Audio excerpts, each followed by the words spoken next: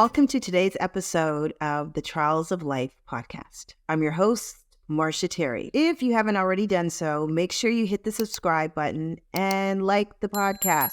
This way, you'll never miss an episode and you'll be able to share this with your friends and be a part of the community and the conversation. This is my very first podcast, and I'm excited to call it the Trials of Life. And you might be saying, why the Trials of Life? The way I look at it is like this. We are always on a constant struggle of balancing one thing over another. We are always looking for ways in which we can have some kind of harmony in our lives. How do I know this? Well, for starters, I'm a mother of two boys. One is in college and the other is in high school. If you have kids who are navigating any one of these two areas, you know that it can bring you some trials, some triumphs, some joy, all the things. I've also been married for over 21 years. I might not look like it, but trust me, 21 years is a long time. And as much as I have a very secure relationship with my husband, we aren't unlike a lot of other couples out there. We've had some major challenges that we've had to navigate. And I'm sure on more than one occasion, one of us thought we were not going to make it. But I'm so glad that we have. Professionally, I'm a semi-retired cardiac nurse. I've had patients from all walks of life, and I've educated plenty on heart health and healthy lifestyles. Besides this, I'm also an entrepreneur. I became a certified health and life coach about 6 years ago. So I'm most passionate about teaching the power of self-care. In my own professional life and personal life, I've had to weigh my self-care versus the self-care and well-being of my family, friends, or even the people that work for me. It's not easy, and a lot of times I felt guilty for one reason or the other for not really taking care of myself. For the longest time, I put others ahead of me, and the result wasn't always favorable. So 5 years ago, I read a book, which I'll share in an upcoming episode, which transformed my life. Before understanding self-care, I was kind of happenstance with it. I was a little willy-nilly about my self-care. Sometimes I would exercise, sometimes I wouldn't.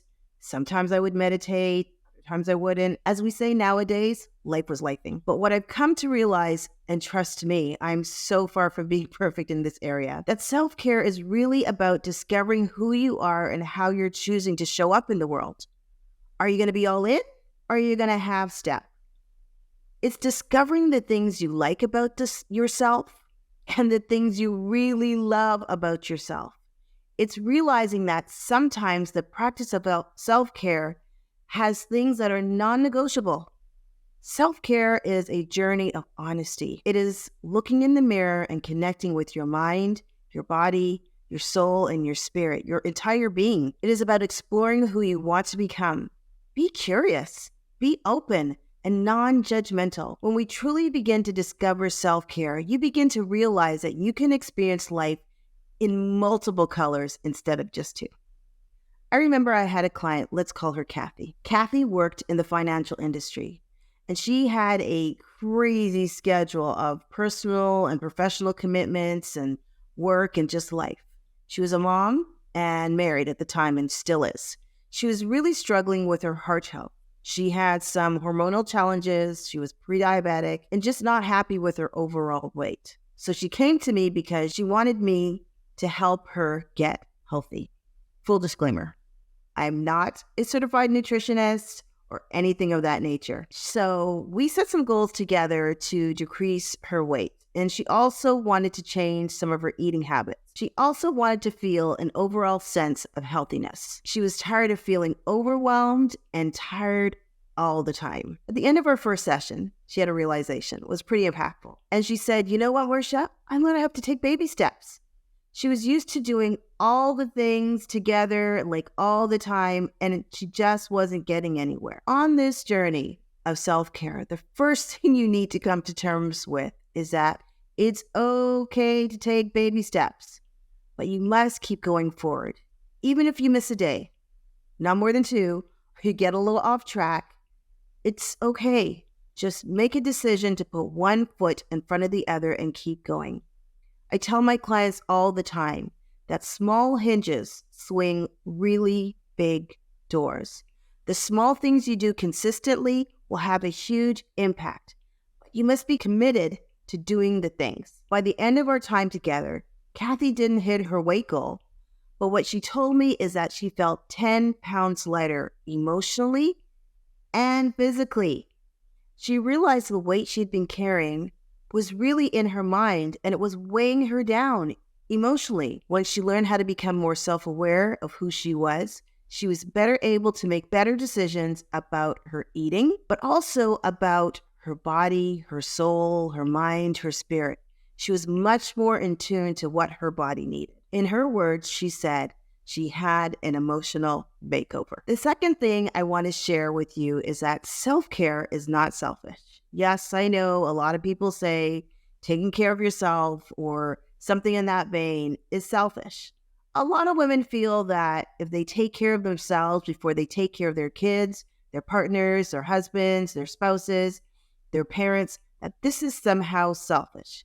Here's what I know. Have you ever opened up your refrigerator, especially if you have children, and you pull out the jug of water or the jug of tea, and you try to pour from it, only to realize that it's empty? You keep tilting the jug and tilting and thinking that there's some sweet tea in there, and nothing comes out. Nada. Nothing will come from you if you continue to pour from your empty self.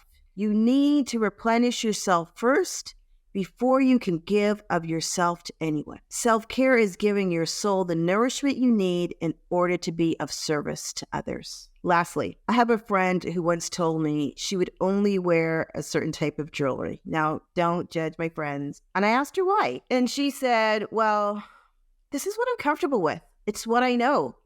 And I said, do you know how much your world would open up if you just explored some costume jewelry? What does this have to do with self-care? The next time I went to her house, she had an entire jewelry cabinet filled larger than mine with all kinds of colors, shapes, sizes of earrings, necklaces, and all the things.